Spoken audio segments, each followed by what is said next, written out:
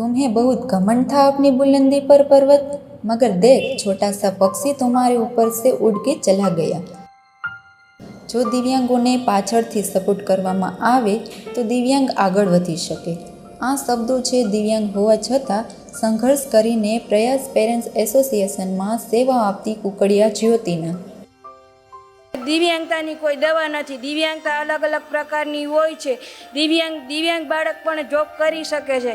લોકો શરીરથી સંપૂર્ણ સક્ષમ હોવા છતાં પણ જો મનથી વિકલાંગ હોય તો તે જીવનમાં સફળ થઈ શકતા નથી.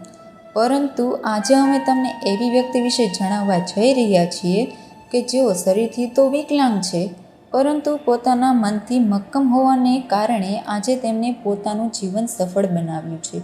કુકડિયા જ્યોતિને પગમાં તકલીફ હોવાને કારણે તેઓની રાજકોટમાં કોઈ પણ સંસ્થા નોકરી રાખવા તૈયાર નહોતું. તેમ છતાં જ્યોતિએ હિંમત ન હારી અને તેને મનોદિવ્યાંગ બાળકો સાથે કાર્ય કરતી સંસ્થા પ્રયાસ પેરેન્ટ્સ એસોસિએશનનો સંપર્ક કર્યો હતો. પ્રયાસ પેરેન્ટ્સ એસોસિએશન જ્યોતિની તકલીફ સમજી અને તેને નોકરી કરવાની તક આપી હતી, જેથી હાલ જ્યોતિ પ્રયાસ પેરેન્ટ્સ એસોસિએશનમાં તેની જવાબદારી ખૂબ જ નિષ્ઠાપૂર્વક નિભાવી રહી છે.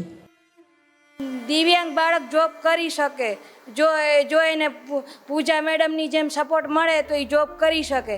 મેં 3-4 જગ્યાએ અપીલ કરી હતી, પણ મને મારી દિવ્યાંગતાની હિસાબે ના પાડી દીધી. મારી આ પહેલી જોબ છે. હું પહેલાં ગઈ હતી, પણ મને મારી દિવ્યાંગતાની હિસાબે મને ના પાડેલી. 3-4 જગ્યાએ ગઈ હતી, પણ મારી દિવ્યાંગતાની હિસાબે મને ના પાડેલી. મારી જે પોઝિશન છે હું કહેતી, એટલે મારી સિચ્યુએશન સાંભળીને એ લોકો મને ના પાડી દેતા, કેમ કે હું પહેલેથી ચાલી નથી શકતી, એટલે કે તું ચાલી નથી શકતી એટલે તને ન રાખીએ. હું મારી રીતે હું ખાલી ચાલી જ નથી શકતી, બાકી હું કરી શકું છું ને હું 2-3 બાળકને સંભાળી શકું છું મારી રીતે.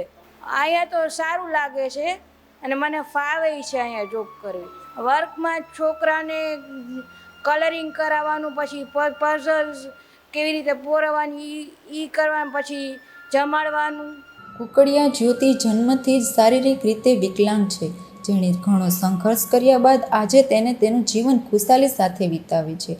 જ્યોતિએ ચાંદની ન્યૂઝ સાથે વાત કરતાં જણાવ્યું કે મેં રાજકોટમાં નોકરી માટે ઘણો સંઘર્ષ કર્યો છે, પરંતુ મારી દિવ્યાંગતાને કારણે મને સંસ્થાઓ નોકરી રાખવા તૈયાર થયા ન હતા. લોકો મારી પરિસ્થિતિ સમજ્યા વગર મને નોકરીએ રાખવાની ના પાડી દેતા હતા. લોકોને અપીલ કરતા જ્યોતિએ જણાવ્યું હતું કે કોઈ પણ સંસ્થાએ લોકોની દિવ્યાંગતાને જાણી પછી ના પાડવી જોઈએ. તમામ લોકો અલગ અલગ પ્રકારે દિવ્યાંગ હોય છે.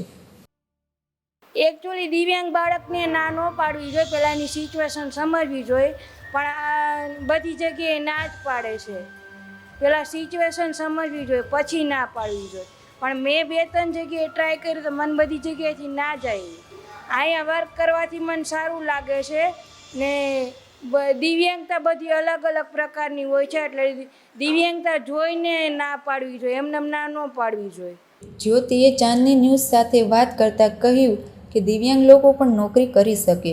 જો તમને પ્રયાસ પેરેન્ટ્સ એસોસિએશનમાં પૂજાબેનની જેમ કોઈ સપોર્ટ કરવાવાળું વ્યક્તિ મળી જાય. દિવ્યાંગતા એ કોઈ બીમારી નથી, પરંતુ ભગવાને દીધેલો એક આશીર્વાદ છે.